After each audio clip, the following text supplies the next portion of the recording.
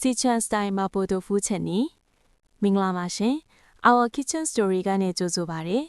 ဒီနေ့တော့တရုတ်နိုင်ငံစီချွန်ပြည်နယ်ရဲ့နာမည်ကြီးဟင်းလျာတစ်ခုဖြစ်တဲ့ mapo tofu ကိုချက်ပြသွားမှာပါ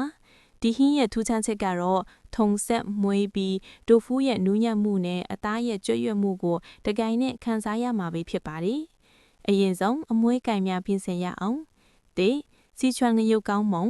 စီချွန်ငရုတ်ကောင်းလက်ဖက်ရည်စွန်းတစွန်းကိုမီးအေးနဲ့10မိနစ်ခန့်လှော်ပြီးညက်နေအောင်ကြိတ်ထားပါနင်းစီချွန်ငရုတ်ကောင်းစီ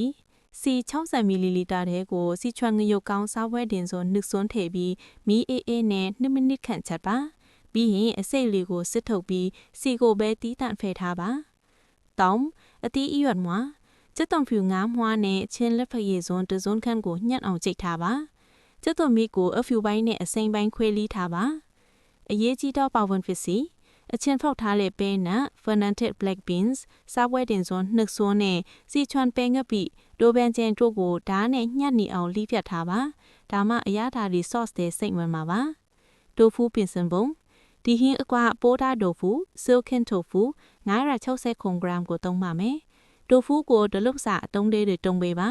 တိုဖူတွေမကွဲသွားစေဖို့နဲ့ sauce အရသာစိတ်ဝင်ဖို့အတွက်စောက်လက်ဖက်ရည်စွန်းတစွန်းထည့်ထားတဲ့ရင်နွေးအိုးထဲမှာ2မိနစ်ခန့်ပြုတ်ပြီးမှဆယ်ထားပါ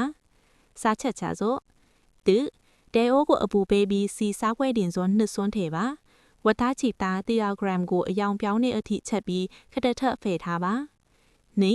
ကြိုင်တဲ့စီတွေကိုကျက်သွန်မြေအဖြူပိုင်းကျက်သွန်ဖြူနဲ့ချင်းတို့ထည့်ပြီး15စက္ကန့်ခန့်စီသက်ပါပြီးရင်အသားတွေကိုပြန်ထည့်ပါတောင်းလှီးထားရဲ့ပဲနတ်နဲ့စီချွန်ပဲငက်ပြီးဒိုဘန်ကျန်တို့ကိုထည့်ပြီးအနက်မွေးလာအောင်တေချာစီသက်ပေးပါလီကြက်ပြုတ်ရည်သို့မဟုတ်ရေ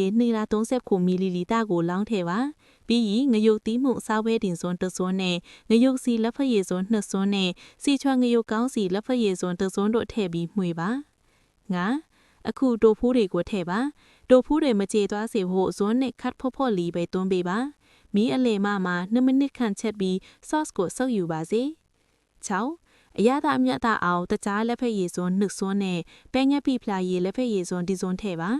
ပဲနတ်နဲ့ပဲငက်ပိမှာအငံပါပြီးသားမို့စားထည့်စီအောင်မလိုပါဘူးခုံ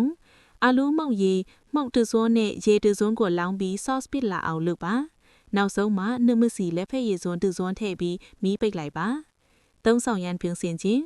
ပကနေပြောင်းထည့်ပြီးနောက်အပေါ်ကနေကျိတ်ထားရဲ့စီချွန်ငရုတ်ကောင်းမှုန့်နဲ့ကျက်သွန်မိတ်လေးတွေဖြူးပေးပါငရုတ်သီးရဲ့အဆက်စီချွန်ငရုတ်ကောင်းရဲ့အထုံနဲ့နူးညံ့လာတဲ့ဒိုဖူးတို့ပေါင်းဆက်ထားတဲ့မော်ပိုတိုဖူးပူပူနွေးနွေးလေးရပါပြီရှင်ကျေးဇူးတင်ပါတယ်ရှင်